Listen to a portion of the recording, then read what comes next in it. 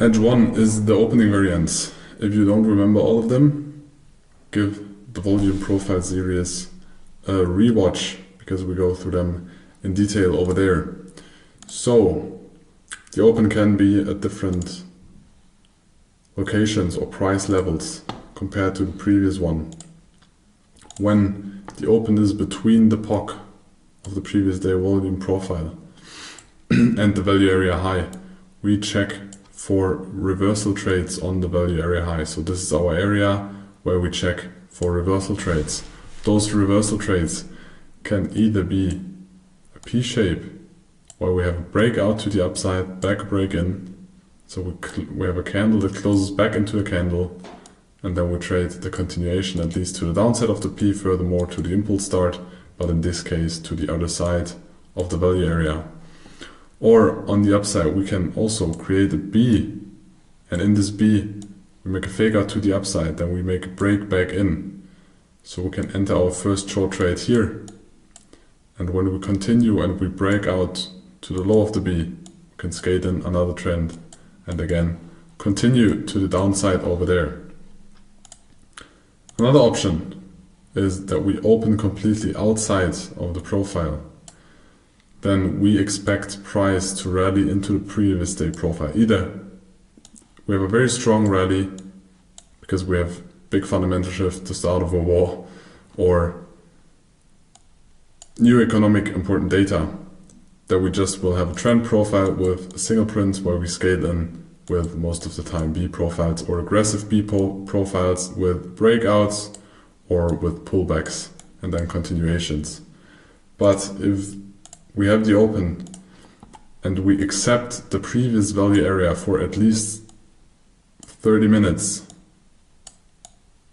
we spend inside the previous day value area, the likelihood of us accepting the previous day value area is high, so we check for entries on the downside. So we check for P or B setups, you know the different setups, on here to check for long trades to the upside. Furthermore, in addition, you can use finished, unfinished auctions, the speed in the order book. So if we, for example, had a lot of speed here, we go down and then the market gets slower, and you see the order book, there's less and less orders. Most of the time there's less speed, less ticking, then there's also less acceptance. And if then we furthermore have a finished auction on the bottom, you can look for a long trade, and maybe you also have a B where you broke out and then you broke back in and then you continue. So you combine the different things. So let us take a chart. We have a volume profile and we have a value area. Value area high, value area low. The POC is on the downside of the profile. And we have the opening inside of the value area. So as you can see, we have the open over there. So we are in the value area, we are between value area high and the POC. So we check for shorts in this area at the value area high because we are in balance. We continue to trade through the value area because we're accepting the previous balance. For example, we have a P shape over here. We have two lower closes. So it's one lower close, it's another lower close. At this point we have two upper closes, so this is our support line. So we have a P shape over here, we have a resistance, we have a support. And here we had a try to break out, but there was not real power in there. And when we left the P to the downside and we closed below, we can either short at the retest or create a sell stop on the downside and just sell limit over here or sell limit at the pullback. Our goal or take profit is the value area low. Most likely there will be a reaction on the previous naked POC, but it is no problem. Either we take full take profit there or we continue to hold to the value area low. So, but then this is the combination of we have a P-shaped setup, we have a breakout, we have a break in. I mean, we never had finally a breakout. We never took out this high. We never had a close outside.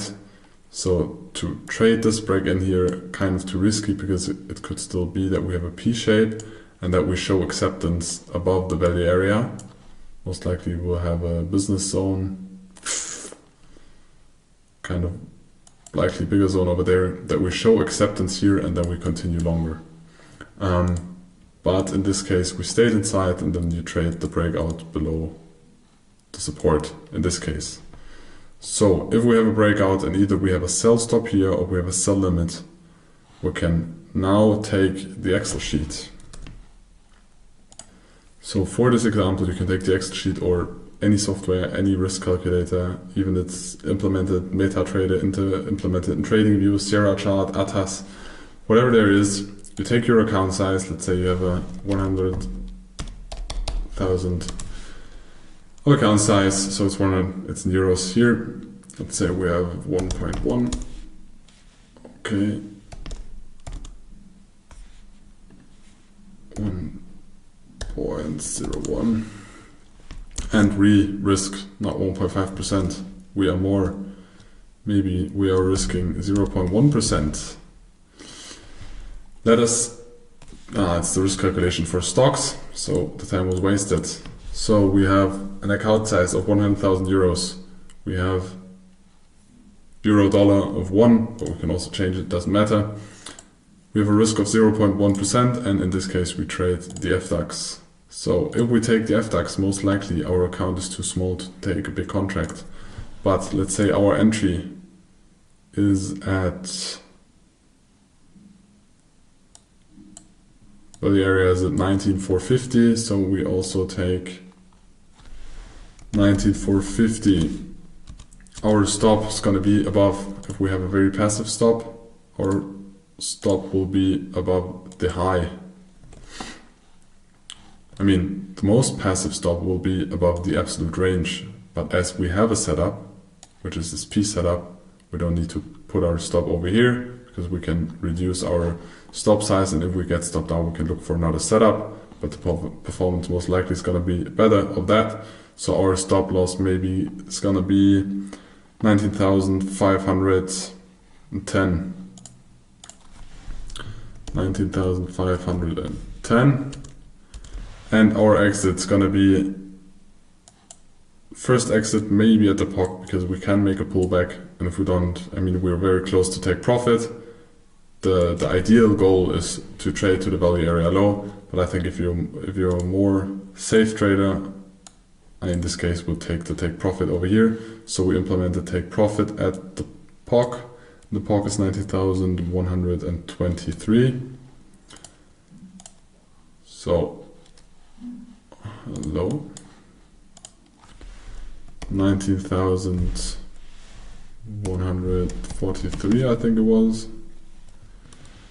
23.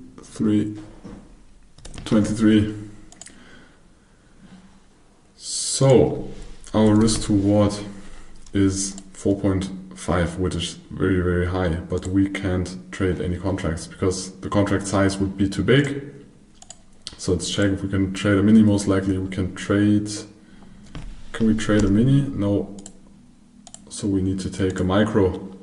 So with the micro contracts and the account size of 100,000, we can trade one contract with a stop size of 60 ticks, 50 to 510. We risk 60 euros and we have a take profit of 327 ticks. We'll make 327 euros in profit. If we take the more passive stop, our stop would be at 19,650.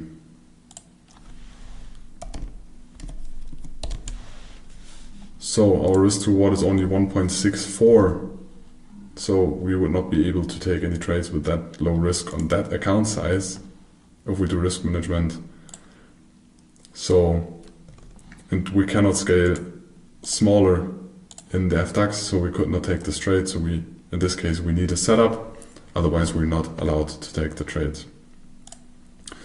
Let us take another example.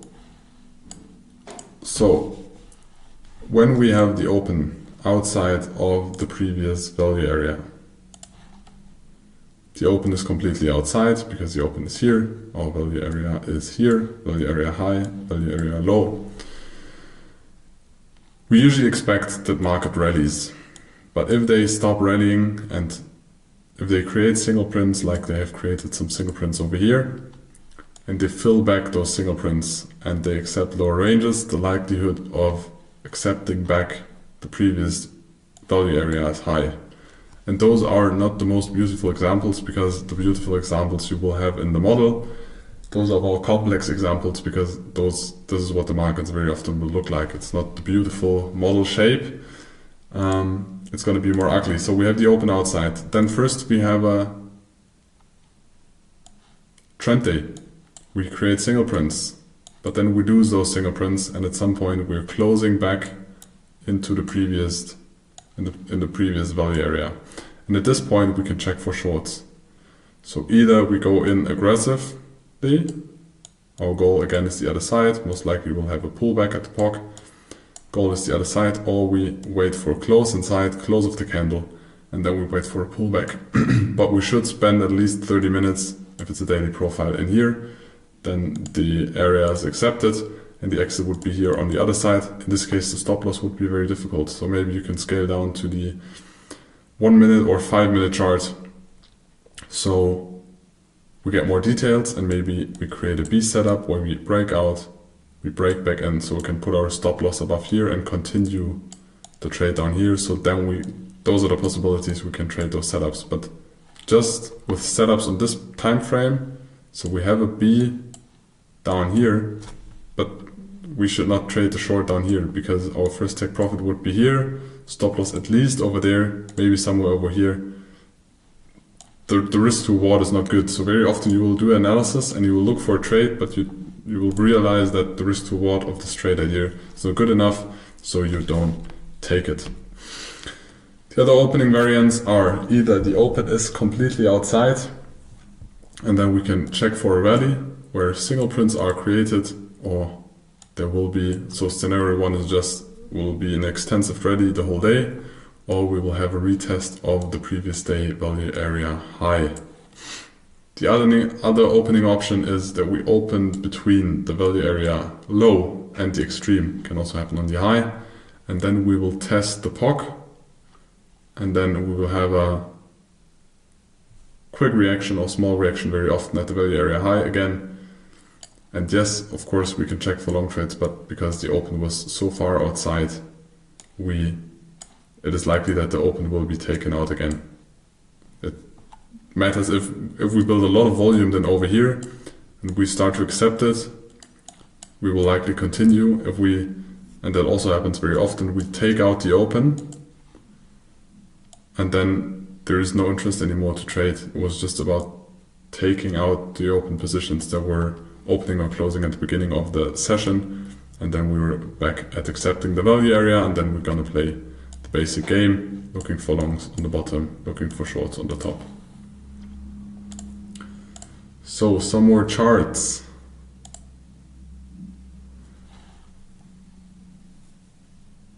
So we have rising value areas, but here they overlap. So this profile could be merged with this one because it is completely inside the previous profile. But now we have this trading session day and our open is completely outside of the previous value area. And we have a B formation because yes, we have no candles and we have a gap here, but still this here is lower close, upper close, upper close. So we have a B formation here. So because we open outside and the first indication is that we're gonna have a strong rally because we opened, we continue downwards, so we can check for continuation trades. Either we short or enter our trades over here and put our stop loss above the profile, or we go on a smaller time frame, we have a smaller B shape, and then we continue to add up this trade. Take profit most likely will be either this value area, or the value area down here. So we can scale in short and we will take profits at the value area. If we continue down, we will accept balance here. We will look for further short trades. So, in another example where the take profit failed, so we have a profile. We have the P-shaped kind of profile. We have the value area over here. We have a very high POC. We have the open between the value area high and between the absolute high and the value area high. So we expect the acceptance of the previous value, a test of the VPOC, the previous day VPOC, and then a reaction. Can we take to draw? So we expect the open, a test, like you see on the models, a test of the VPOC, and then the high or the open getting taken out again. And then if there's acceptance, continuation. If there's no acceptance, we fall back into the value area and most likely will trade through the whole value area.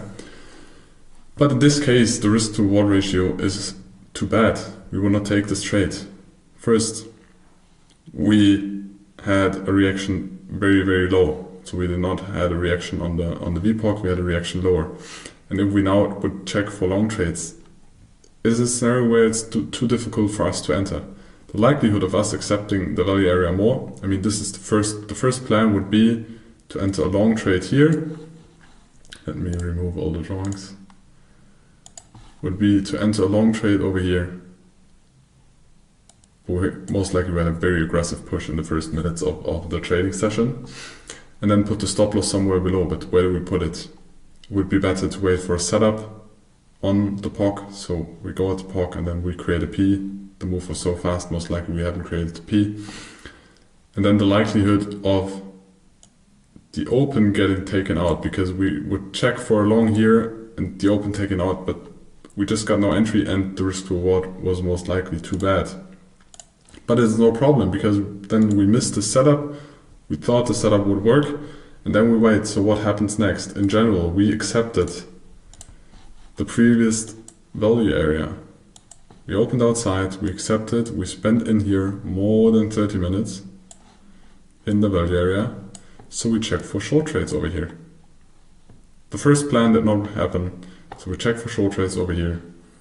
So we short somewhere over here. You will just look for a setup or just go short limit here. Put your stop loss above the absolute high or above the setup. You can see we kind of have a setup over there because we have a downtrend. We have one higher close compared to that one. We have another higher close. So we have a resistance line, we have a support line. So as long or as soon as we close below here, we can trade the continuation and our take profit's going to be down there. We can put our stop above there. That's the way we trade, and that's the way you should trade as well. But there are going to be a lot of situations where you have ugly opens, where the first idea that was like this did not happen, and then you just look for another idea. Maybe even the second idea could fail. And then you accept again here, and then you will look for the continuation trade. So the third option will happen or will work out. That is part of trading. It is what it is.